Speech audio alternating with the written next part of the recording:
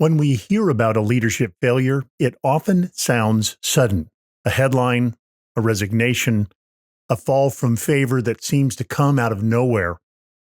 But those moments rarely begin in a single instant. More often, they begin quietly with small shifts in the heart, a little drift away from attentiveness to God, a little more confidence in our own strength, a pace of life that slowly crowds out the deeper work of abiding. And over time, the little drift grows and becomes visible. Hello, friends. I'm Alan Fadling, and you're listening to the Unhurried Living podcast, where we inspire you to rest deeper, live fuller, and lead better.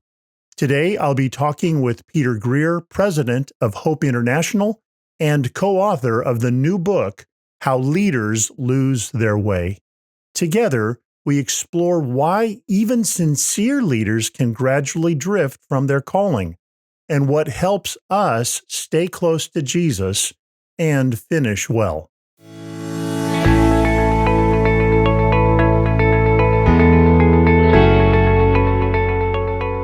Welcome back to the Unhurried Living podcast. As you're listening today, I'd love for you to follow the podcast wherever it is that you listen. And if you're watching on YouTube, please subscribe. It's free and it helps Unhurried Living be discovered by more people who are longing to rest deeper, live fuller, and lead better. Now, today's conversation touches on something every leader eventually faces, though we don't always recognize it at first. It's the quiet reality of drift. Leadership failures rarely begin with dramatic, one-time decisions. More often, they begin with small compromises, hurried souls, and a gradual distancing from the presence of God. My guest today is Peter Greer, President and CEO of Hope International, a global organization focused on Christ-centered economic development. He's also the author or co-author of several books on leadership and faith, including Mission Drift, and the one we're talking about today, How Leaders Lose Their Way. In our conversation, Peter and I talk about why leaders drift, why the story of Solomon in the Bible offers such a revealing mirror for leadership today, and how practices of abiding in Christ help us stay rooted and finish well. Now, let's dive into my conversation with Peter Greer. Well, Peter, it is such a treat to have this time together to talk about your new book, How Leaders Lose Their Way. Welcome. Thank you, Alan. Great to be with you. Yes. Well, many of our leaders or listeners are leaders, some of them in organizational settings, others just in their way of life and such. And I think many of them wonder about or even struggle with the possibility that leaders slowly sometimes lose their way. And you've written about this. Can you say a little bit about how it is that leaders sometimes do exactly that? Yeah, well, you captured the origin story of why we wrote this book. It's you look around and you read these stories of leaders that you've looked up to, leaders that you've read their material, leaders that you're like, no way they would do that.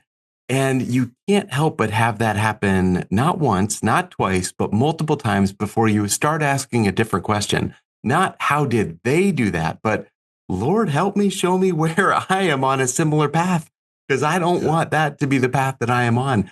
And there's one study that found that 1 in 3 leaders in Scripture finish well, only 1 in 3. And the conclusion is actually similar. The author writes that he thinks it's probably similar today, that only 1 in 3 finish well, meaning that they don't fizzle out, they don't burn out, they don't lose their way by abusing their power, platform, or privilege. And to me, that was so sobering. And so statistically, it is easier to lose your way than it is to be marked by that long-term obedience in the same direction. So then the question is, why does it happen? And maybe a better question, why does it keep happening? And then maybe even better question, and what can we do so that we are on a different path?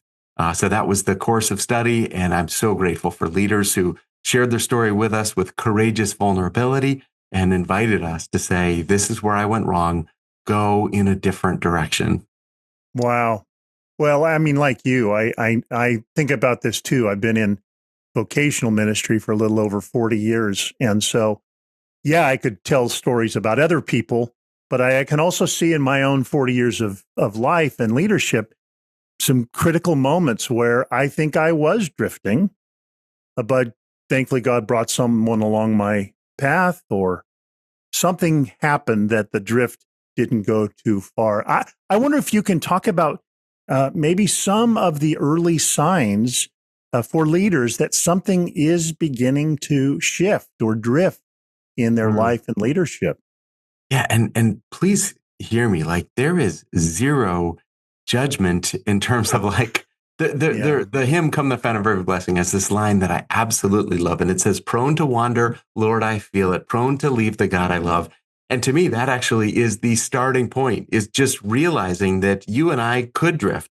Not just that, you and I are drifting. And I think the only difference is whether we realize it and whether doing micro course corrections or ignoring it. And then someday, way down the line, asking a question of how did I get here? And the answer is going to be small compromises compounded by time. And so I think the key issue is like just this assumption we're all drifting. Lord, search me. Lord, know me. Show me where I'm drifting and lead me in a different way. Lead me back to you. So that was really the spirit. And so what are some of the hallmarks to your question? What are some of the signs, some of the warning signs? There are so many, and the commonality of story broke my heart. But one thing is related to what we were just talking about.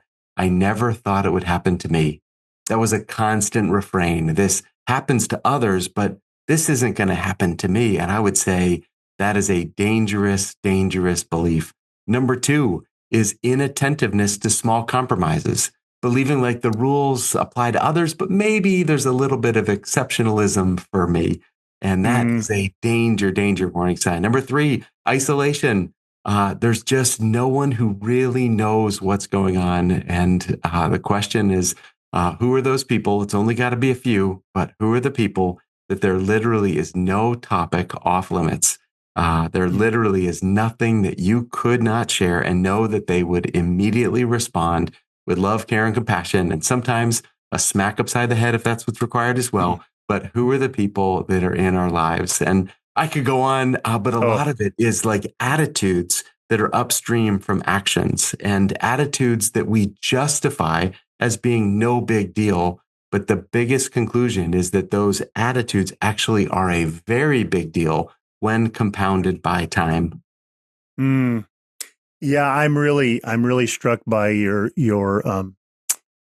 talk about those little compromises. There's little compromises, just little. They're not that big a deal. What's the problem?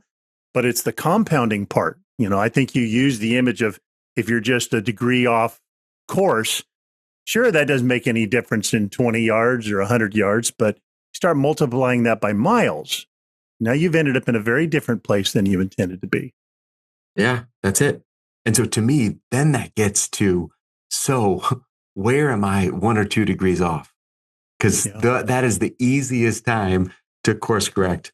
And I think about another analogy, but in the back of our house, we had this like weed tree, and we just ignored it, and it just kept growing, and it kept growing. By the time we finally addressed it, it took multiple neighbors like over a course of 2 days to deal with this weed tree.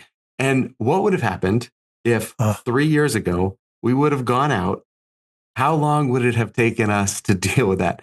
And what broke my heart was hearing the stories of leaders who significantly lost their way and saying, I just didn't pay attention. I just ignored it. And when you ignore something, it doesn't go away on its own. It only gets more significant. It gets more of a hold. That weed tree starts to take over. And so I think for the takeaway for us is like, let's be people who do the weeding. Let's have a high sensitivity to the small compromises. Let's have a high sensitivity to when we're getting off track, and let's do the work in those moments, because if we ignore it, the longer we ignore it, my guess is we all have seen this, like it doesn't go away on its own. It only gets more power. And then that makes it more difficult to address. It makes us more difficult to share about it with others. And so I think that attentiveness to small issues is really one of the major, major pieces that I've tried to practice in my own life after hearing some of these stories. And whatever the discomfort, whatever the challenge of sharing or connecting or whatever it is, I guarantee that is less painful than ignoring it and then having to deal with it 2 or 3 years down the line. Yeah, I mean, I hear you saying that today, I mean, the biblical line that comes to my mind is today is the day of salvation.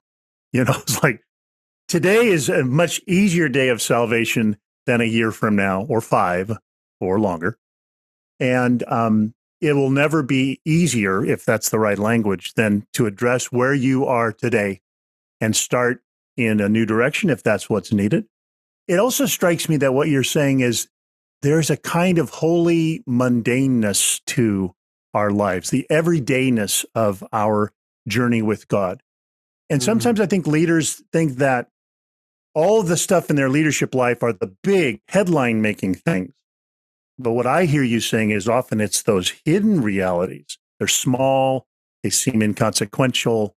They may be really critical, over time. Alan, I feel like we should have had this conversation before the book came out. I would quote you in a couple areas here, but that is the conclusion. That is absolutely the conclusion. And my co-author, Jill Heisey, she said this. She said, I didn't realize that we started out writing a book on the daily disciplines. And we didn't. Like, that's not where we started. But you read these stories. And again, this was the piece. You pull the thread. When someone would share their story and they would say, all of a sudden, I fill in the blank. It was never true that it was all of a sudden. If you pulled that thread, it was small compromises compounded by time. And then the antidote is exactly the opposite. What are you doing today in the small micro course corrections? And again, my premise is that we're all drifting. We all need those redirections on the regular basis. And that's where we overestimate kind of these big moments and we underestimate the slow character formation that is, what did you and I do today? And this is why it's so hard to spot, because the reality is it doesn't make a difference today if I use dental floss or not. Like one day, not going to make a big deal. But the pattern that I establish is going to be a very different dentist visit 2 years from now, based on the daily habits and actions. And I think the similar way, it matters. It matters what you and I do today. It matters more than we realize in the character formation and in the trajectory of our lives. That's so true. Well, so one of the through lines of the book is you've investigated the life of Solomon as perhaps a model of this reality, this drift. So can you tell me something about how Solomon is a kind of maybe mirror for us as leaders today to look at ourselves in? Oh, there's so much. And I mean, if you think of the life of King Solomon, he started out by having a clear command from someone who knew a thing or two about drifting, from his father David, who literally sat him down and said, my son, obey all the commands, all the precepts of the Lord. Like, don't drift. You could almost hear him imploring and pleading. Look at what happened in my life. I lost my way. Don't do it. And then Solomon starts out in such a beautiful posture of humility when God says, what would you like? And Solomon says, wisdom, for who by himself is able to govern this great people of yours? He starts out with this, I can't do this. What a statement of humility. What a statement of dependency. And what a statement of understanding it wasn't his people. He was the steward of the role, but it was actually this great people of yours. He understood his role. And then what happens, Alan? He gets successful in everything that he does. And the humility that he starts with is replaced by hubris, and it leads to the utter humiliation for himself, for his family, and for his nation. But the thing that is so striking about King Solomon is that we have his writings in so many different ways. And in the book of Proverbs, we realize that Solomon knew what to do. He just didn't do it. You literally read in the book of Proverbs all of these incredibly wise things that are all about protecting your heart, are all about keeping on track, are all about making sure that you trust in the Lord with all of your heart. And And then you compare it to his life and you see a slow and gradual, but it accelerates. And by the time Solomon ends, Tim Mackey, the Bible Project, says by the time he dies, Solomon resembles Pharaoh more than he does his father David. Like he literally completely abandoned God. He literally abandoned everything. And that humility was replaced by an arrogance and hubris that was the complete antithesis of how he started. And again, the piece for me and the relevance for me is if we were to sit down, Alan, I guarantee we could do it. You and I, blank piece of paper, and we would say, how do we prevent drift from happening in our life? We would come up with a great list. And my guess is we would get some really important things. But the question is not knowing it. The question is connecting it to the way that we live today. And for King Solomon and for us, the more the time goes on, it's easy to have a growing gap between what we know is wise and what we live. And that exceptionalism or justifying minor compromises, that justification, that doesn't really apply to me. Those are dangerous attitudes that lead to a different destination. And so I think that's why King Solomon is such a sober, aware, case study. He knew it. He just didn't do it. And I think that's danger for you and me too. Do we know more than we do?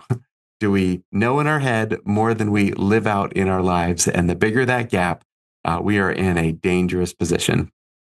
Yeah. Oh, that is so true. One of the things you said, and I found this true for me too, is moments of perceived success have been some of my most dangerous moments.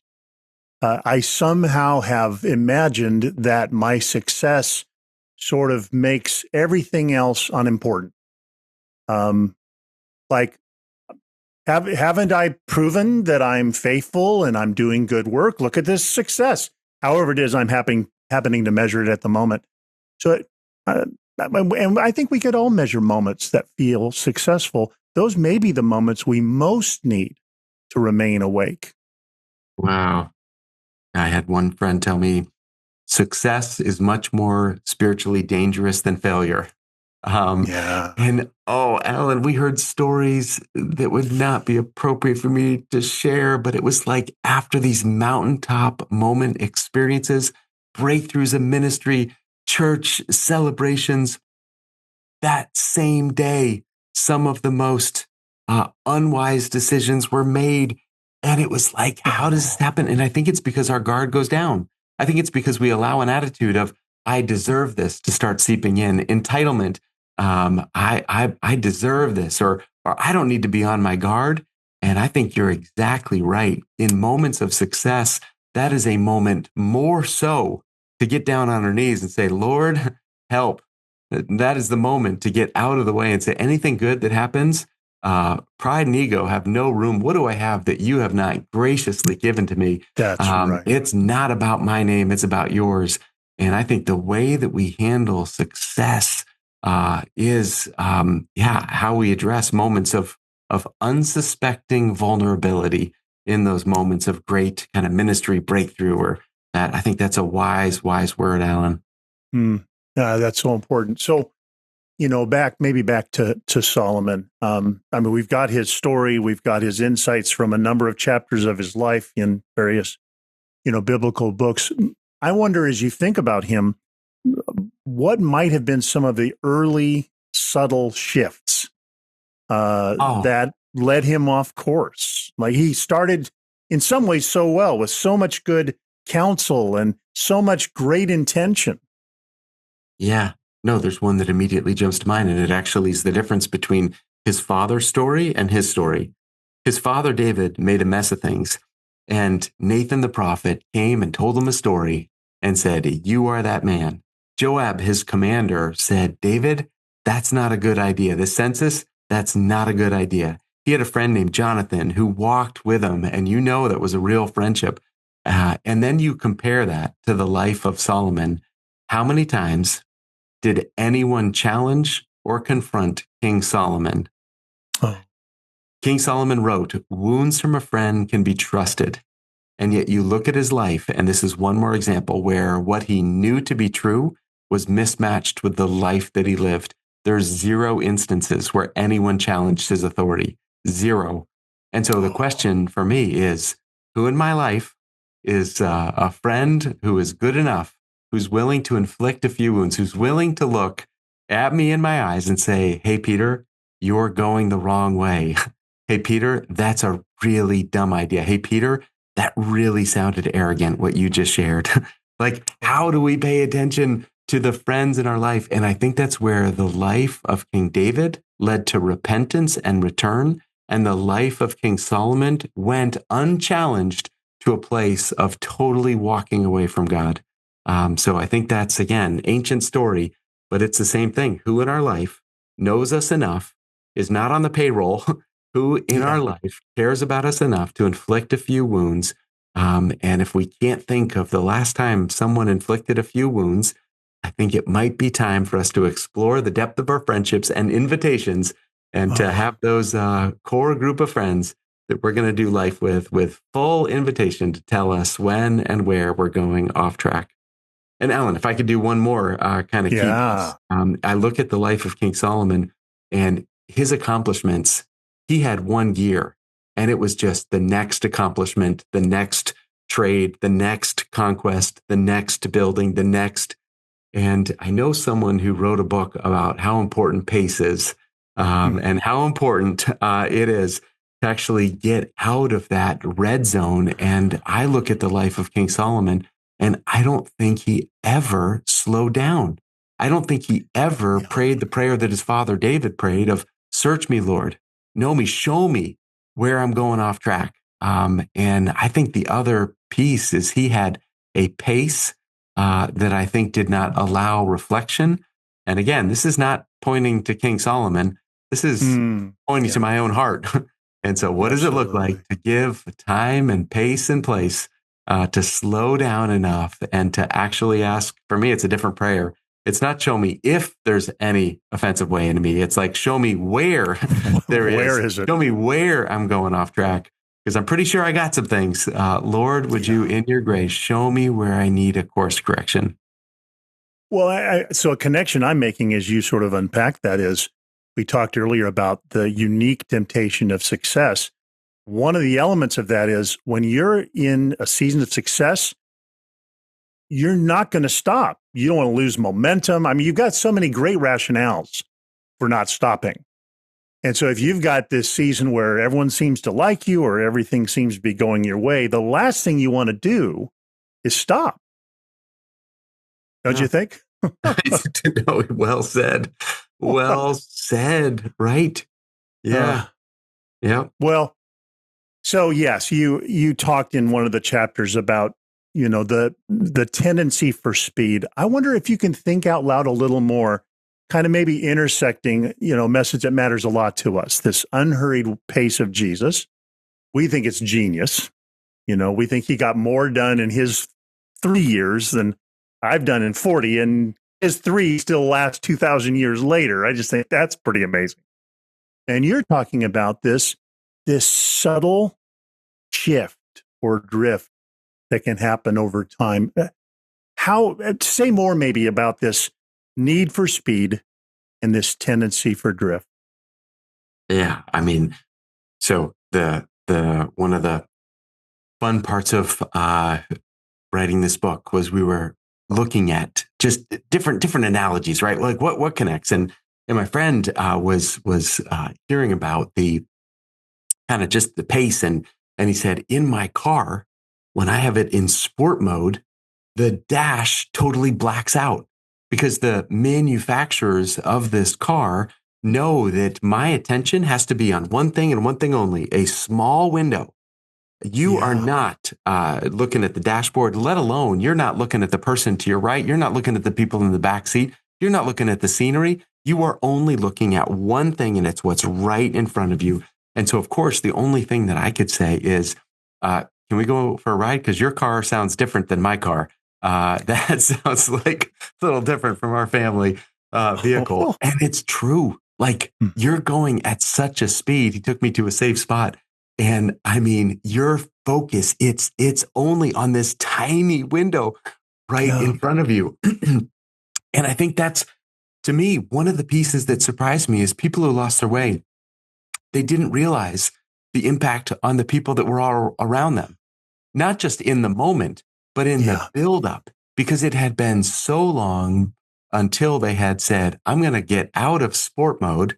I'm going to get in cruise mode, and I'm going to look to my right and say, what's the impact of how I'm living and leading on you right now? They're going to get in a different mode, and they're going to park the car, and they're going to open up their Bible, and they're going to say, Lord, show me what it looks like to learn more about you today. Like, you don't have those moments in sport mode. And I think that no one has done a better job than you at thinking through the importance of learning about the pace of Jesus and having a different pace, inviting us to a different pace of how we lead. And again, the great irony is that does not diminish our impact. That enhances it. Exactly. And I would say there is such a clear connection between leaders who lost their way and the pace with which they lived. They just didn't ever get to a different gear to consider, where am I having some cracks in my character? Where am I going off track? Where am I compromising? Where am I not even looking at the bigger picture because I'm so hyper-focused on this, what's right in front of me? And so, yeah, pace matters if we want to live and lead well, as you've written so compellingly. Well, that is so important. I appreciate that. And maybe this kind of takes us to, Jesus in John 15. In some ways, maybe one way of talking about antidote to drift is the invitation to abide, to stay on track, to stay rooted in place. And so he says, abide in me, and apart from me, you can do nothing. Maybe in your experience, what helps leaders stay in that mode, regardless of failure, success, huge opportunities, unimpressive opportunities, whatever it is? What helps leaders work with Jesus instead of sort of that crazy working for him mode that we can find ourselves in? Yeah, one piece that we kind of stumbled upon was the leaders who did finish well. There was consistent patterns of those who lost their way, and there were consistent patterns of those who had that long obedience in the same direction. And one of the surprising ones is the individuals that we either read about or interviewed late in life, that they were marked by a posture of uncommon service and not believing that any task was below them or beneath them. Wow. And I remember, stories of people who early in the morning would shine shoes with no one knowing it when they would be traveling, or individuals that would be taking out the trash, and so this idea of clean a latrine, they were just marked by lives of service. And what I found so interesting is that is also the pattern of Jesus. I always thought about this servant leadership model as something that is good for the organization, good for those you serve, good for that. But I've come to realize, the primary beneficiary of servant leadership, it's your own heart. It's your own heart. It's like if you have power, ego, pride that just start slowly choking out love and service, that is a very dangerous thing. And so I think part of the way out is the ancient path of Jesus. And I don't think it's the equivalent of washing feet. Some church traditions still have that. But I think the principle is absolutely, what are those tasks that in today's life, in today's world, are seen as a little bit beneath your title and position? Yes. And go and do that. Go and do that today, not tomorrow. Go and do that today.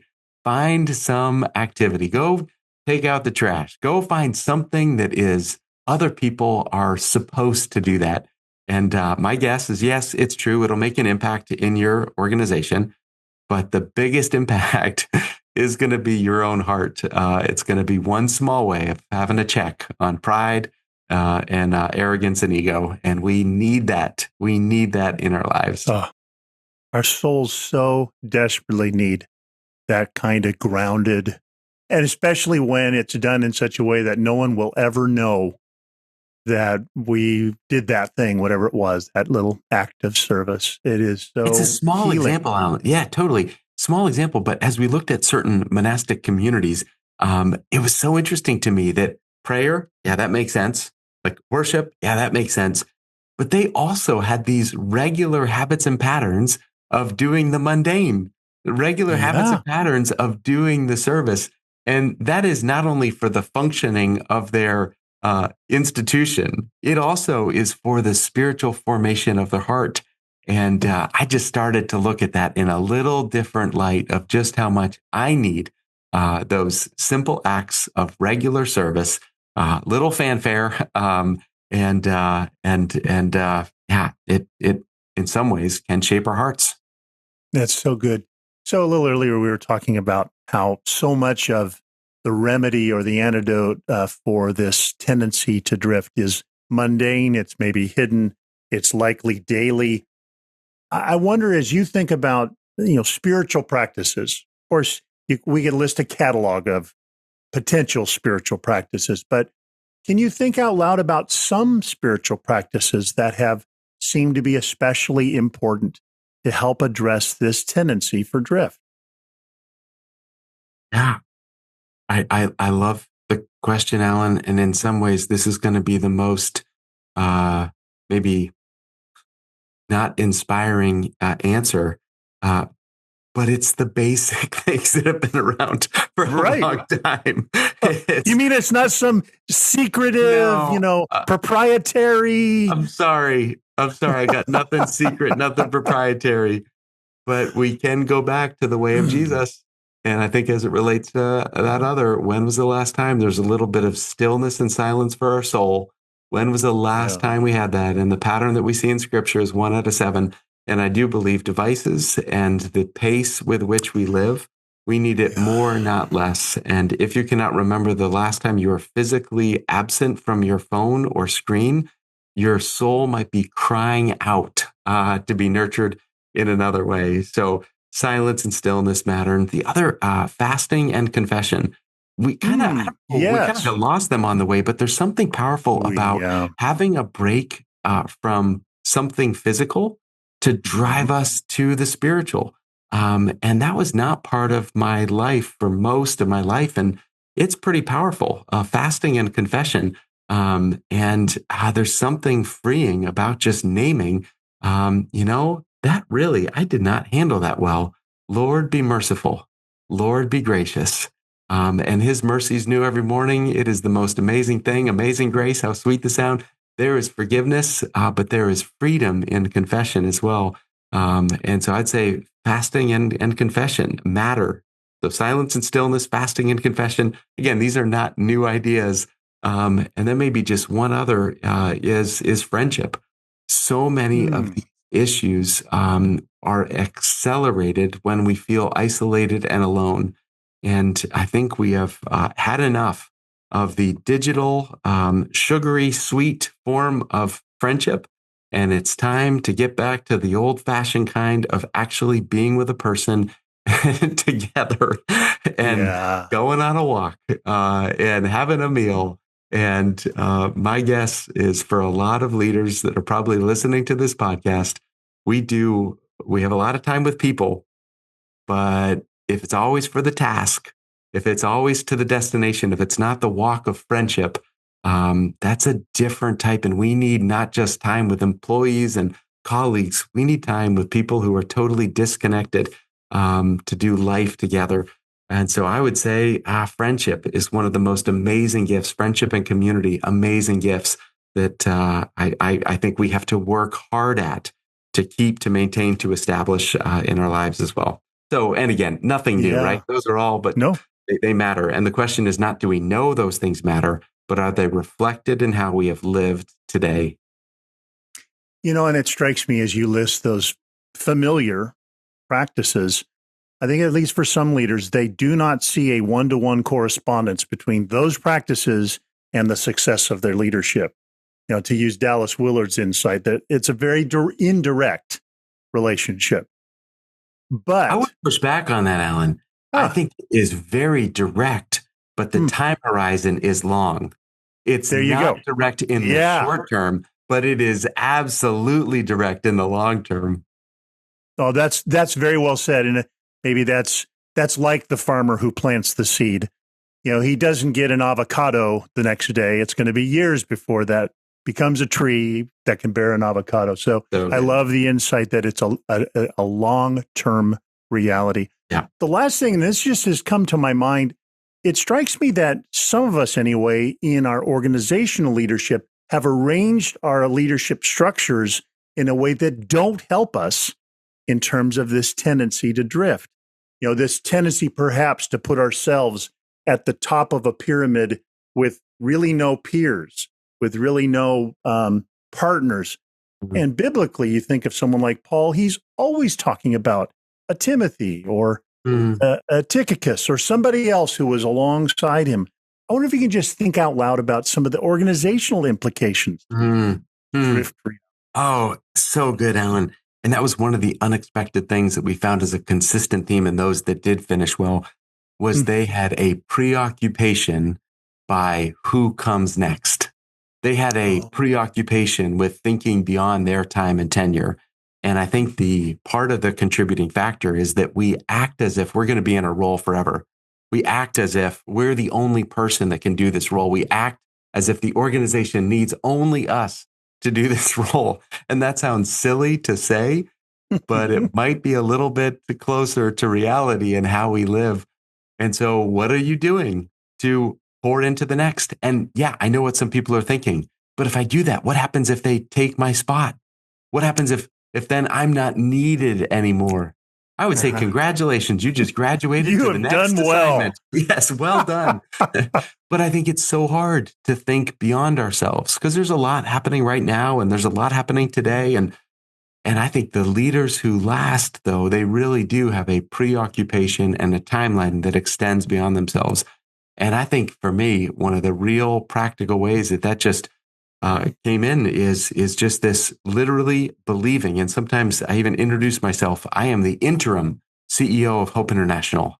And that kind of raises eyebrows. Like, what? I didn't know you were leaving. No, I'm interim. Like, and guess what? You are too. We are all interim in our role.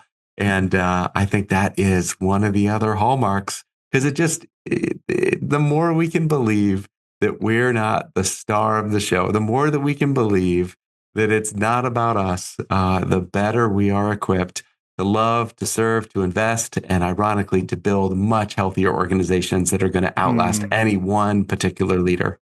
That's so well said. Well, so as we come to a close here to our conversation, maybe there's a listener who senses they may already be drifting a bit. And maybe they feel hurried, or maybe they feel isolated, or maybe they feel kind of disordered.